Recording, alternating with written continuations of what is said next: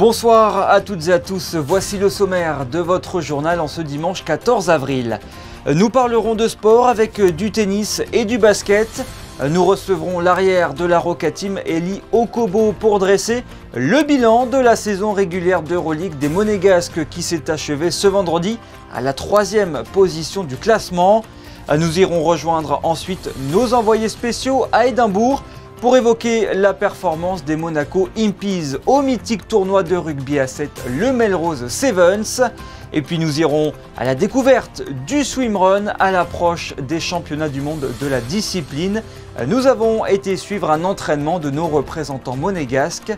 Et enfin du cinéma pour clore ce journal avec notre second invité Vincent Vatrican qui présentera le prochain film à l'affiche des mardis du cinéma, La femme du boulanger de Marcel Pagnol.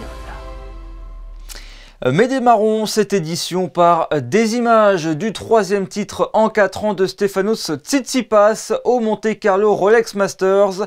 Ce dimanche, le Grec s'est imposé en 2-7, 6-1, 6-4 face à Casper Ruud et après 1h37 de jeu. Et puis plus tôt dans la journée, en double, c'est la paire belge Sander Gilles et Joran Vliegen qui l'ont emporté en 3-7. Ces rencontres vous seront débriefées dans votre émission Les Experts du tennis avec Christophe Paco et Laurent Orsini à retrouver sur notre chaîne et sur les réseaux sociaux de Monaco Info. Et puis avant les finales, ce samedi soir avait lieu la traditionnelle grande nuit du tennis dans la salle des étoiles du Sporting Monte Carlo. C'est une soirée de gala organisée chaque année depuis 1992 et qui réunit les joueurs, les sponsors et les partenaires autour du Prince Souverain pour un dîner-spectacle de prestige. En basket, la Roca Team a enchaîné une 3e victoire en 3 matchs cette semaine. À Dijon, les Monégasques se sont imposés 80-72 dans le sillage d'un excellent Elie Okobo, auteur de 21 points pour 27 d'évaluation. Ça aurait pu être une semaine parfaite pour Monaco sans la sanction de la commission de discipline qui s'est réunie ce mardi 9 avril pour avoir fait jouer Jaron Blossom Game face à Strasbourg alors qu'il avait encore un match de suspension à purger. La Roca Team s'est rendue coupable d'un manquement aux règles posées par les règlements de la Fédération française de basket. Résultat, le match gagné sur le terrain le 24 mars dernier est finalement perdu au bénéfice des Strasbourgeois. Au classement, Monaco est toujours premier du championnat de France. Et ce vendredi, le club du Rocher a terminé la phase de saison régulière d'Euroleague. Une première phase de compétition record avec 23 victoires en 34 matchs et une 3e position au classement synonyme d'avantage du terrain lors des playoffs. Pour évoquer cette performance, nous recevons ce soir l'arrière monégasque Elie Okobo. Bonsoir Elie. Bonsoir. La phase de saison régulière d'Euroleague vient de se terminer. 23 victoires, c'est le meilleur résultat de l'histoire de l'ASM. Comment vous pourriez juger cette saison dans l'ensemble? Une saison avec des hauts, des bas, mais dans l'ensemble beaucoup de positifs. Sortir de là avec 23 victoires, c'est un nouveau record et on l'a mérité, on a travaillé dur et on a arraché tous les matchs les plus importants et voilà, maintenant on passe aux choses sérieuses. Il y a eu un début compliqué avec 2 défaites et une grosse déroute à domicile face à la Virtus. Vous diriez que vous aviez besoin de temps pour vous mettre en route? Oui, je pense, avec les nouveaux joueurs, se remettre en rythme physiquement et se remettre et comprendre l'intensité de l'Euroleague. Et c'est vrai que les 2 premières défaites, ça nous a vite fait nous remettre en question et derrière on est monté en intensité et on a essayé de trouver notre rythme de croisière. À titre personnel, ça a été compliqué pour vous cette phase aller, comme du mal à trouver votre rythme. Il y a eu cet épisode du lancer franc raté face au Pana qui a entraîné la défaite. Quelques semaines plus tard, la suspension par le club à cause de votre comportement. J'ai envie de vous demander qu'est-ce qui s'est passé à cette période pour vous? Je pense l'accumulation de plein de choses avec beaucoup de frustration et que j'avais pas les outils pour gérer ces émotions-là et voilà, je pense que c'était un peu compliqué. Derrière, après, avec la suspension, j'ai pu me remettre en question, j'ai pu réfléchir et prendre du temps pour moi. Et avec le travail que je fais en dehors des terrains, je me sens beaucoup mieux et et je me sens bien sur le terrain, je me sens bien avec l'équipe, avec tout le monde. Et voilà, après cette période-là, ça se passe beaucoup mieux pour moi depuis. Donc voilà, je passe à autre chose. Des problèmes en dehors du terrain, enfin des problèmes en tout cas, du stress peut-être en dehors du terrain. On a appris le 28 février la naissance de votre enfant. C'est toujours quelque chose de spécial dans la vie d'un homme. Mais j'ai envie de dire peut-être un peu plus pour un sportif de haut niveau qui doit souvent s'absenter.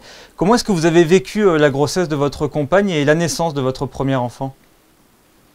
C'était très particulier, la période de grossesse, l'accouchement et ce qui suit après, où il y a un être vivant qu'on aime et où on doit s'en occuper et de le faire de la bonne manière et accompagner ma compagne. Et, voilà, des nuits des fois un peu difficiles, s'habituer aux pleurs et voilà, faire les biberons, mais dans l'ensemble c'est un bon processus, je me régale et voilà, c'est une nouvelle vie.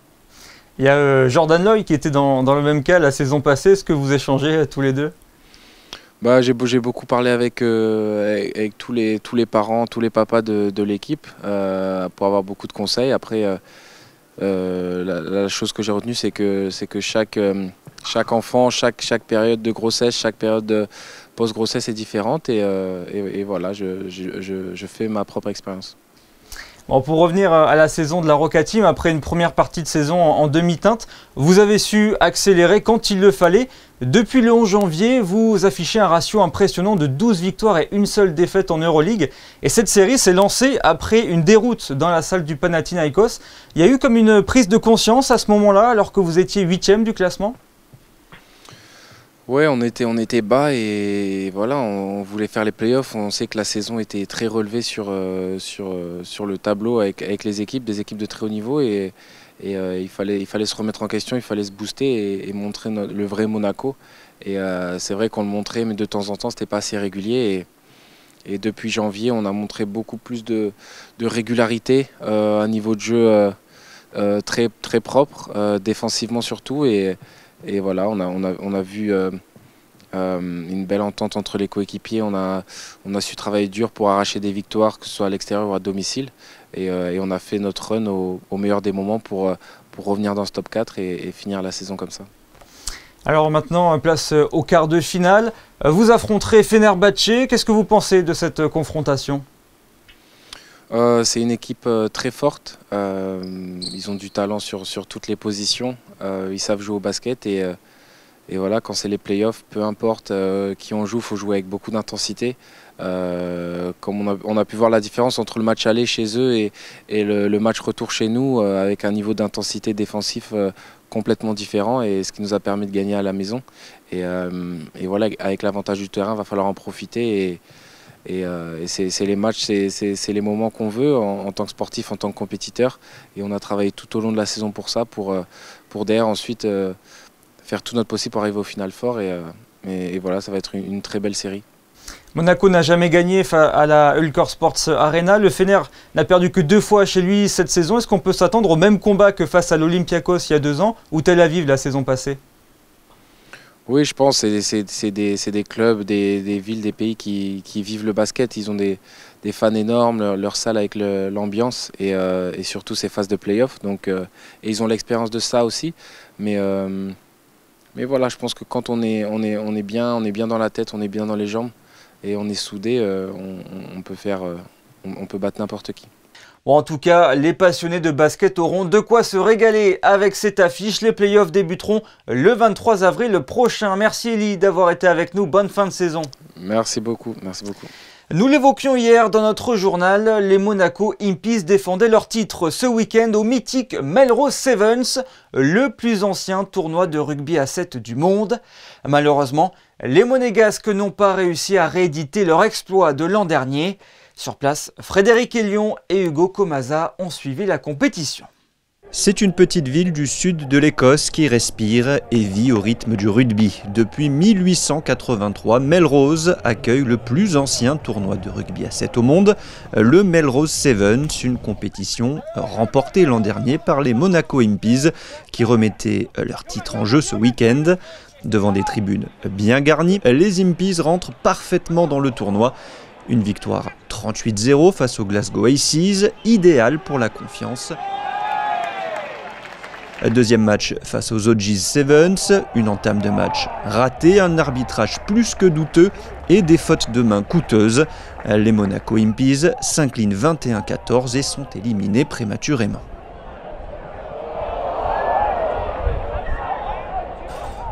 On est vraiment déçus parce qu'on avait tout pour remporter ces matchs-là, mais surtout l'analyse il est assez simple. On est très mal rentré les 3 premières minutes dans le match, peut-être à cause des mauvais échauffements. Bon, on peut trouver 10 000 explications, mais du coup, sur ces 3 minutes, on a pris quand même 2 percées et on a couru derrière le score pendant tous les matchs. Du coup, on n'était pas avantagé au niveau de l'arbitrage non plus, mais c'est pas ça qui a fait une grosse différence. On avait quand même des occasions à la fin du match pour marquer 2 essais. Malgré tout ça, on pouvait espérer de marquer le dernier essai du match parce qu'on avait les possessions. Mais bon, aujourd'hui, j'ai l'impression que c'était pas notre jour.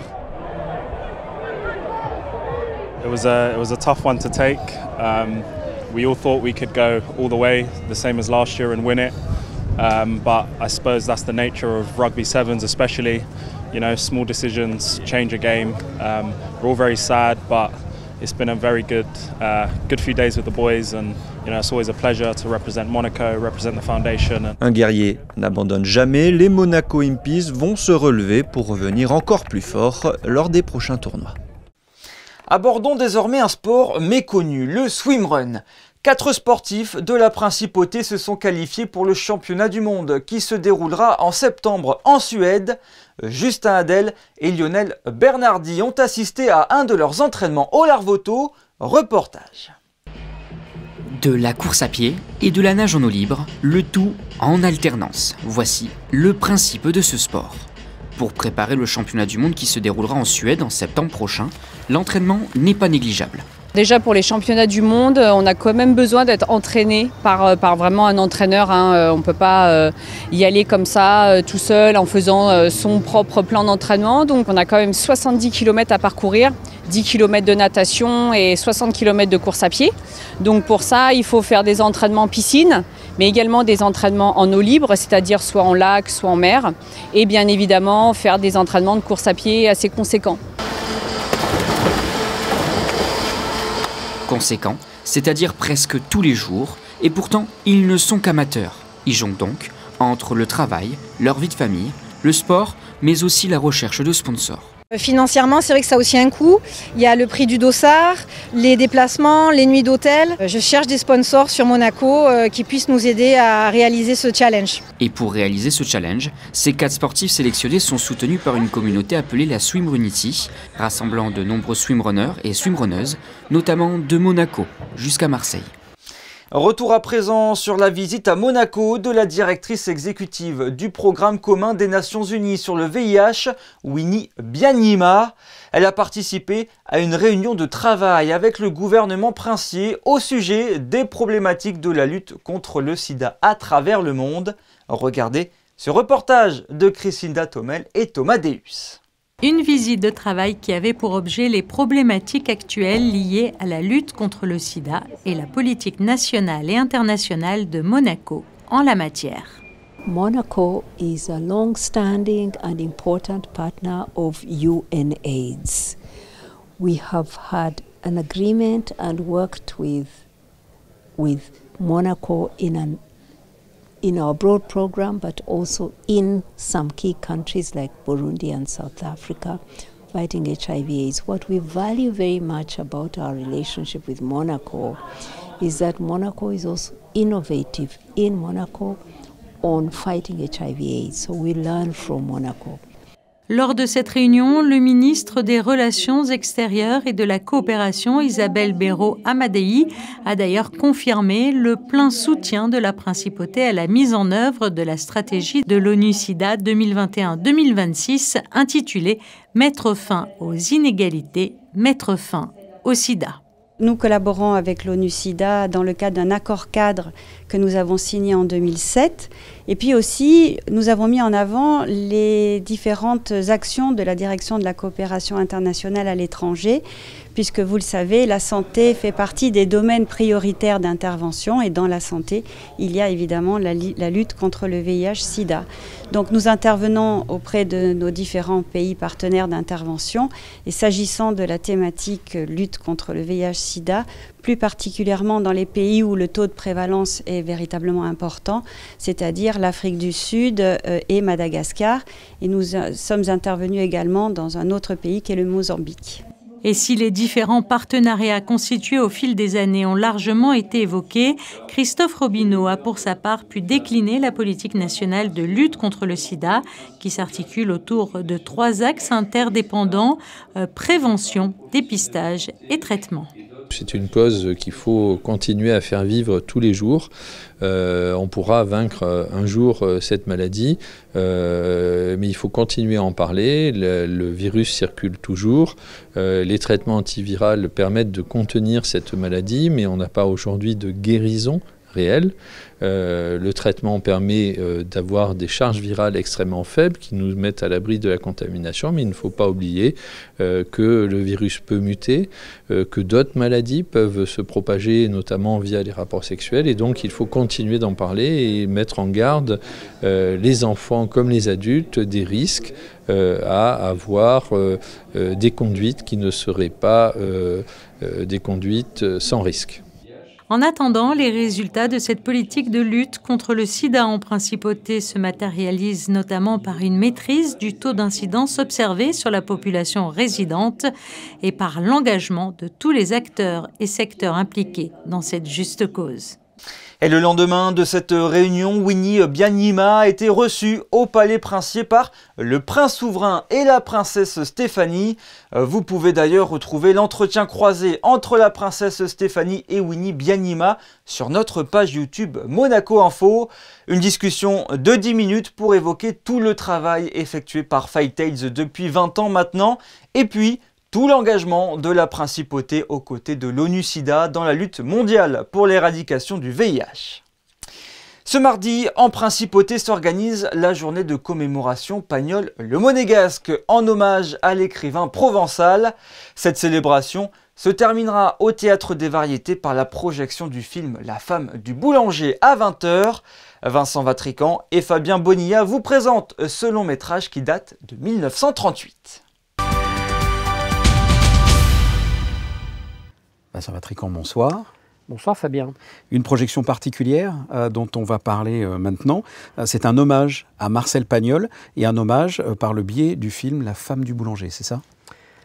La femme du boulanger, le 16 avril, mais qui va ponctuer toute une journée de célébration de la mémoire de Marcel Pagnol, puisque cette année 2024 marque les 50 ans de sa disparition et la principauté a souhaité s'associer à l'hommage qui sera rendu à ce grand écrivain et cinéaste. Donc la journée et qui avait un lien avec Monaco d'ailleurs.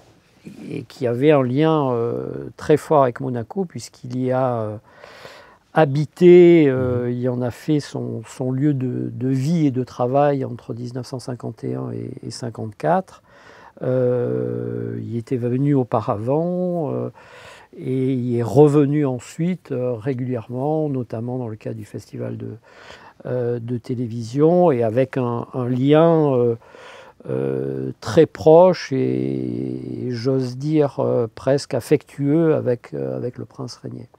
Donc dans cette journée, hommage, le film conclura les célébrations, mais il y aura notamment un hommage à Pagnol, au square Marcel Pagnol, au jardin du Trocadéro, et puis l'après-midi une conférence qui s'intitulera Pagnol le Monégasque, et où on expliquera avec force archives les liens donc l'on vient d'évoquer de Marcel Pagnol avec Monaco, et son petit-fils sera là, Nicolas Pagnol, pour participer d'ailleurs à cette discussion. Alors pour rendre hommage à Marcel Pagnol, il y avait pas mal de films qu'on aurait pu projeter. Pourquoi celui-là? Pourquoi La femme du boulanger? C'est un Pourquoi classique. celui-là? Alors,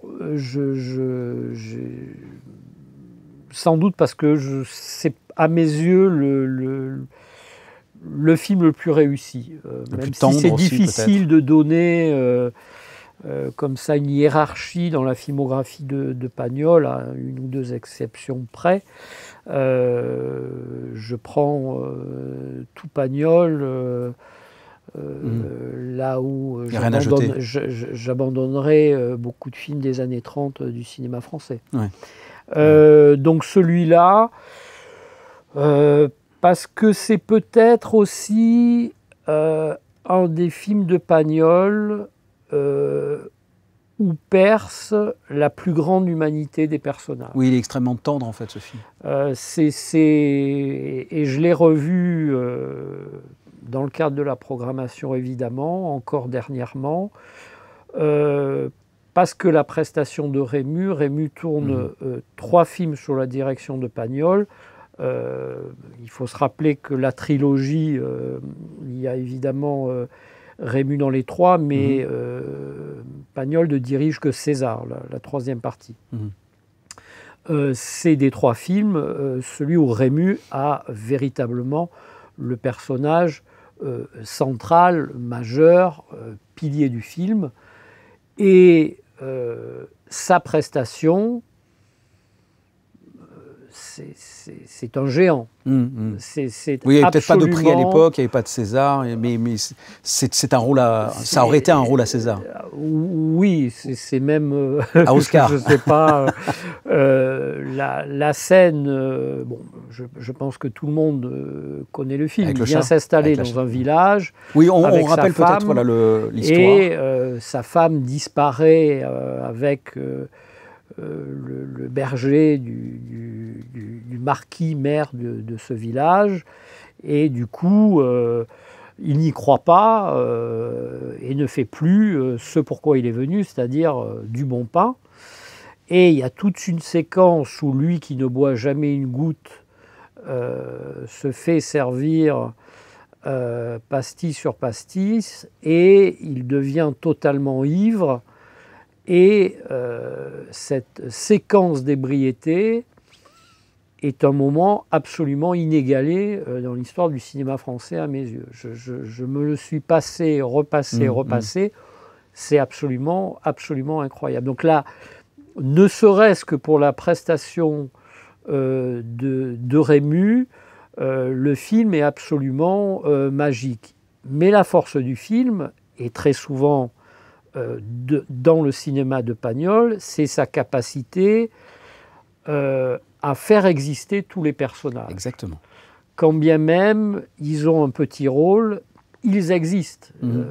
Charles Blavette qui conteste le droit à son voisin de faire pousser des arbres qui lui donnent de l'ombre dans son jardin, est un petit rôle, mais c'est un petit rôle qui existe véritablement, humainement, qui ajoute au film, puisque, comme le dit l'instituteur, c'est un village avec 2 pelés et 4 tondus, mais ils se détestent tous.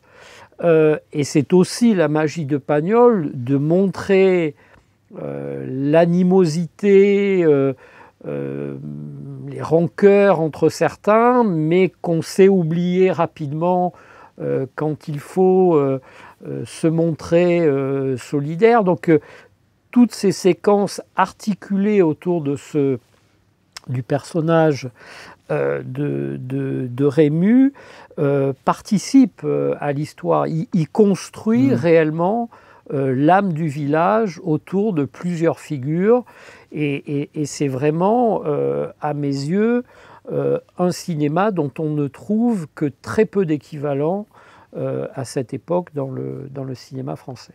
Vous l'aurez compris, c'est un film à découvrir ou à redécouvrir. On va aller voir. En version restaurée. En version restaurée, on va aller voir La femme du boulanger. Merci Vincent. Merci Fabien. Vous avez pas vu ma femme?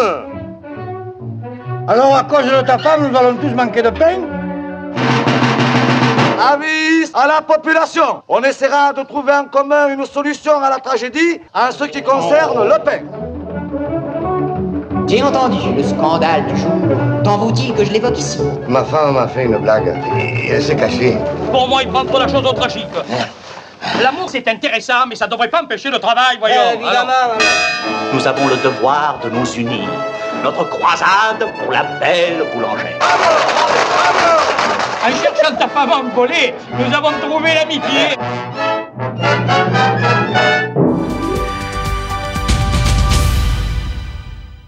Rejoignons désormais Justin Hadel pour les prévisions météo de ce début de semaine avec normalement du soleil et une légère baisse des températures. Bonsoir Justin. Effectivement Yannick, si cette fin de week-end fut fort agréable, dès demain les températures vont commencer à redescendre très légèrement puis progressivement au fur et à mesure de la semaine. En principauté, du brouillard est attendu une partie de la journée avec aussi des nuages. Cela n'empêchera pas le soleil de pointer le bout de son nez, permettant aux températures de varier entre 15 et 21 degrés maximum en fin d'après-midi. Pour la mer, on est à 17 degrés, soit 2 degrés de plus qu'il y a une semaine. Le soleil se lèvera à 6h45 et vous pourrez admirer le coucher de soleil à 20h15. En ce lundi 15 avril, nous fêterons Saint-Paterne. Ce journal touche à sa fin, merci de l'avoir suivi. Tout de suite, retrouvez votre séquence flashback, tout ce qu'il s'est passé en principauté à cette même période les années précédentes. Passez une excellente soirée, à bientôt.